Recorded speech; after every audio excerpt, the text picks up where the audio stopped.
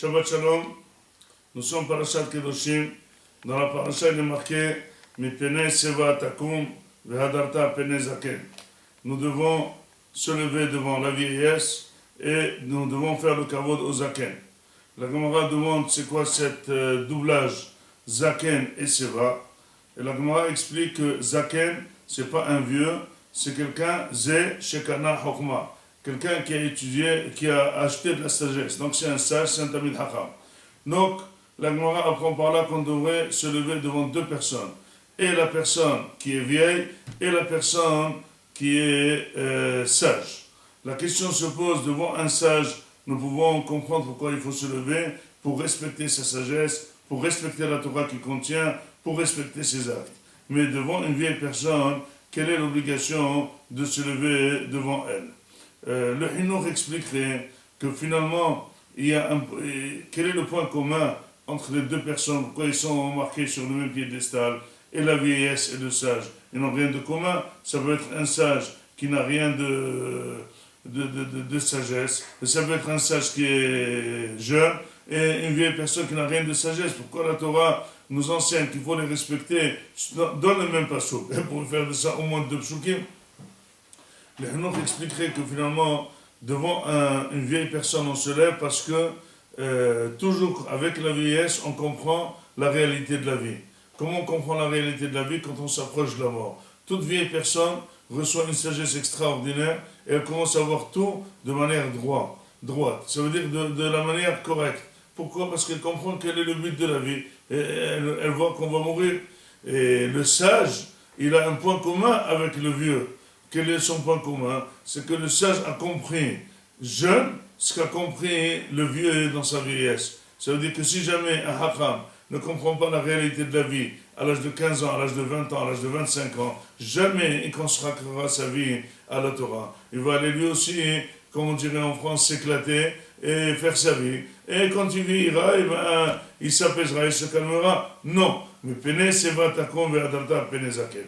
Mais ce n'est pas ce que je voulais vous enseigner. Aujourd'hui, c'est un enseignement très fort. Il s'agit du Sforno, qui dit dans la paracha que nous devons se lever devant un sage et devant une vieille personne. Et pourquoi? Il dit parce qu'une vieille personne, si elle a allongé la vie, c'est qu'elle a des midot tovot, c'est qu'elle a des midot extraordinaires. Or, nous devons se lever devant la sagesse et nous devons se lever aussi devant le bon comportement, les gens qui ont un comportement sage. Parce que, et on ne peut pas allonger sa vie, on ne peut pas arriver à 90 ans et à 120 ans quand on a de la jalousie, quand on a le kaas, quand on n'est pas bien dans sa peau, quand on est dépressif, quand on en veut aux autres, quand on est paranoïa. Tout ça, on ne peut pas allonger la vie. La vie se termine.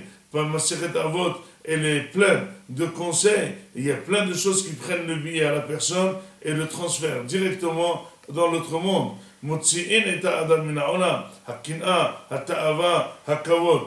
quelqu'un a réussi à allonger sa vie, c'est en principe, dans les grands pourcentages, c'est quelqu'un qui a de bonnes méthodes. Quelqu'un qui a de bonnes méthodes, on devrait se lever devant lui. Et de là, je voudrais expliquer cette Mishnah dans Eduyot, Perekbet Mishnah Tet, qui dirait que la personne fait hériter à son fils 5 choses. Elle le fait hériter l'argent, elle le fait hériter la beauté, elle le fait hériter la force, elle le fait hériter les midot, elle le fait hériter l'âge.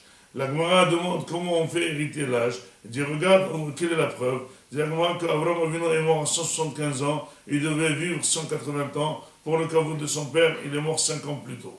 Bon, donc Yitzhak a vécu 180 ans, c'est lui qui a fait le plat.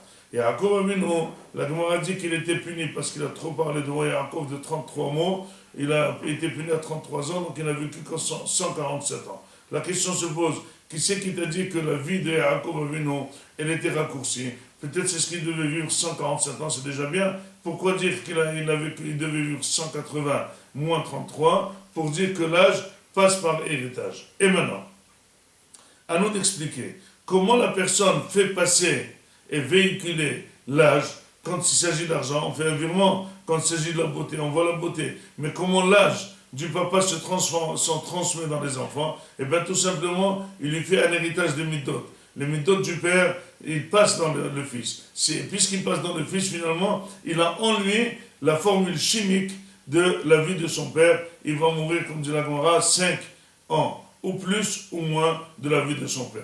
Et à nous de conclure que si quelqu'un, son père a allongé sa vie, il doit absolument conserver les méthodes de son père pour réussir la formule et allonger sa vie. Si à l'inverse, le papa, il n'a pas allongé sa vie, et finalement on arrive à voir qu'il avait de mauvaises méthodes, et bien à nous de s'efforcer de changer nos méthodes pour allonger notre vie et pour hériter nos enfants. Orech Yamim Ushnot Haim. Shabbat Shalom.